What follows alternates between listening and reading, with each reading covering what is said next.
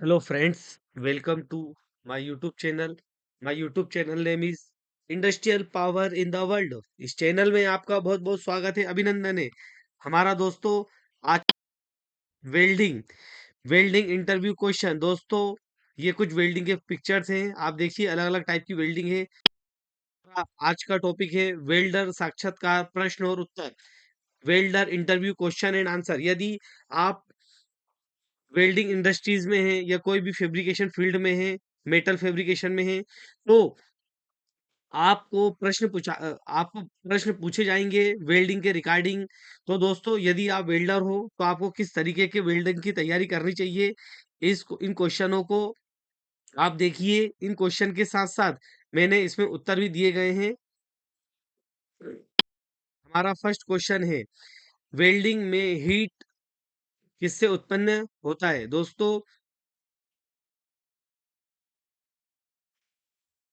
Welding में heat किससे उत्पन्न होता है। दोस्तों फर्स्ट है friction, B electric arc, C hammering, D air pressure. इसका आंसर देखते हैं क्या होता है। B electric arc. Electric arc से वेल्डिंग में हीट उत्पन्न होता है। सेकेंड, मिग का फुल फॉर्म क्या होता है। A metal in gas, B metal inert gas, C metal inner gas, D metal inside the gas. Answer देखते हैं क्या होता है। Answer B metal inert gas. आप देख रहे हैं दोस्तों, इस चैनल को आप बहुत पसंद कर रहे हो। मैं आपका शुक्रिया अदा करता हूं, धन्यवाद करता हूं। कंटिन्यू मेरे इस चैनल को देखिए और ये वीडियो को अंत तक देखिए। आपको इसमें बहुत इंपॉर्टेंट टॉपिक, इंपॉर्टेंट क्वेश्चन और उसके आंसर दिए जाएंगे। टिक वेल्डिंग में कौन सा इलेक्ट्रोड उपयोग होता है। ए कॉपर, बी टंगस्टन, सी स्टील, डी एल्यूमिनियम। आंसर देखते हैं। टिक वेल्डिंग टंगस्टन इनर्ट गैस कहा जाता है। और इसमें कौन सा इलेक्ट्रोड यूज होता है देखते हैं। B tungsten. दोस्तों टंगस्टन ऐसा मटेरियल है कि उसका 33 मतलब 3300 डिग्री टेम्परेचर के आसपास उसका मेल्टिंग पॉइंट होता है। डी 4 नंबर का देखते हैं दोस्तों, आर्क वेल्डिंग में कौन सी करंट यूज की जाती है। ए एसी, एसी यानी अल्टरनेटिंग करंट, बी यानी डीसी डायरेक्ट करंट, सी यानी दोनों, डी यानी कोई भी नहीं। देखते हैं सी, दोनों आर्क वेल्डिंग में करंट यूज की जाती है। डिपेंड ऑन उसके ऊपर है कि मेटल का थिकनेस कितना है या कितना पतला है, उसके अनुसार एसी करंट और डीसी करंट का यूज किया जाता है। क्वेश्चन 5, वेल्डिंग में पीपीई का मतलब क्या होता है। A personal protective equipment, B power protection elements, C personal pressure equipment, D protective pipe element. Answer देखते हैं दोस्तों। A personal protective equipment. Welding में पीपीई का मतलब होता है जो हमारे सुरक्षा के यूज में होता है वेल्डिंग करते समय, personal protective equipment. Next question 6, arc welding में इलेक्ट्रोड को क्या कहा जाता है। A non conductor, B conductor, C semiconductor, D plastic. Answer देखते हैं बी कंडक्टर। गैस वेल्डिंग में कौन सा गैसेस यूज उपयोग होता है। ऑक्सीजन और एसिटिलीन, बी हाइड्रोजन और नाइट्रोजन, सी ऑक्सीजन और नाइट्रोजन, डी कार्बन डाइऑक्साइड और आर्गन। आंसर है ऑक्सीजन और एसिटिलीन गैस ए यूज किया जाता है गैस वेल्डिंग में।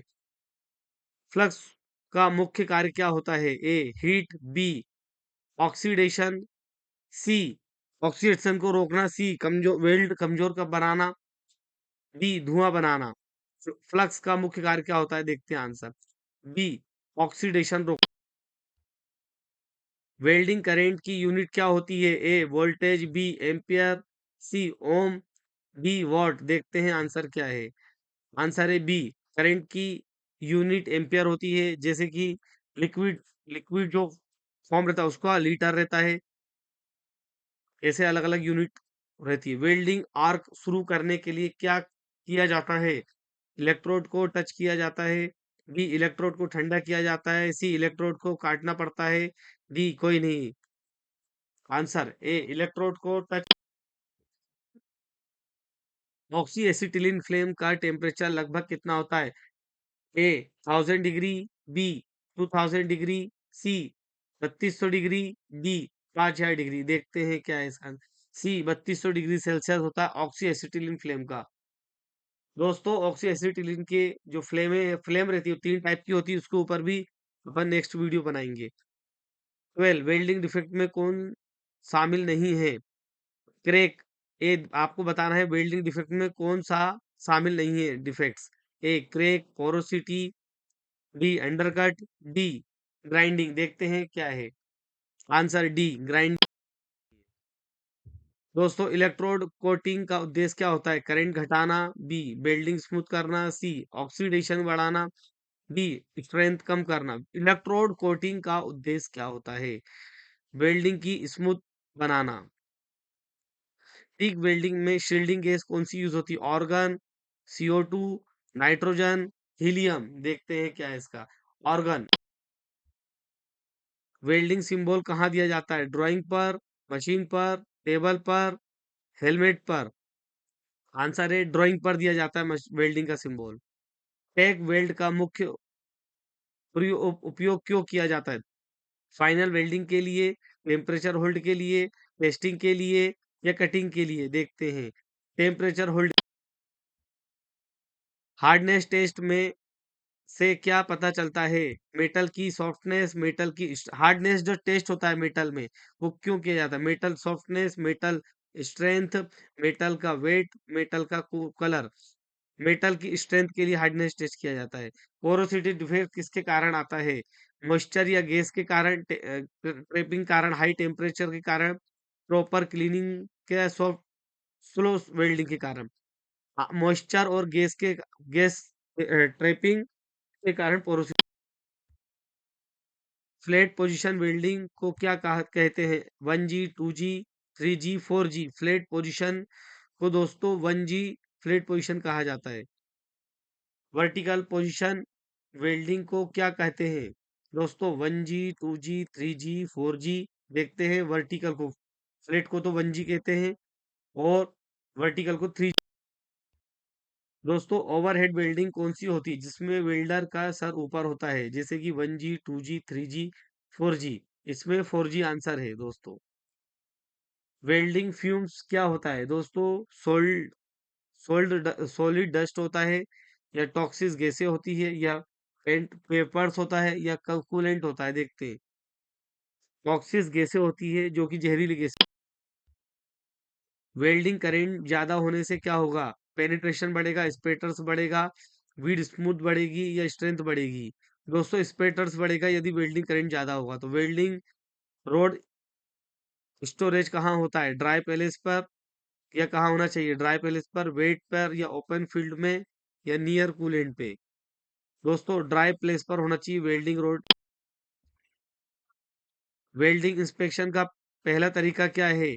X ray test, visual inspection, magnetic test, या अल्ट्रासोनिक टेस्ट। देखते हैं विजुअल इंस्पेक्शन वेल्डिंग का पहला इंस्पेक्शन होता है। वेल्डिंग आर्क की हीट मेटल को क्या करती है? वेल्डिंग का जो आर्क की हीट है क्या ठंडा करती है, पिघलाती है, कठोर करती है, कमजोर करती है? दोस्तों पिघलाती है वेल्डिंग की हीट जो होती है।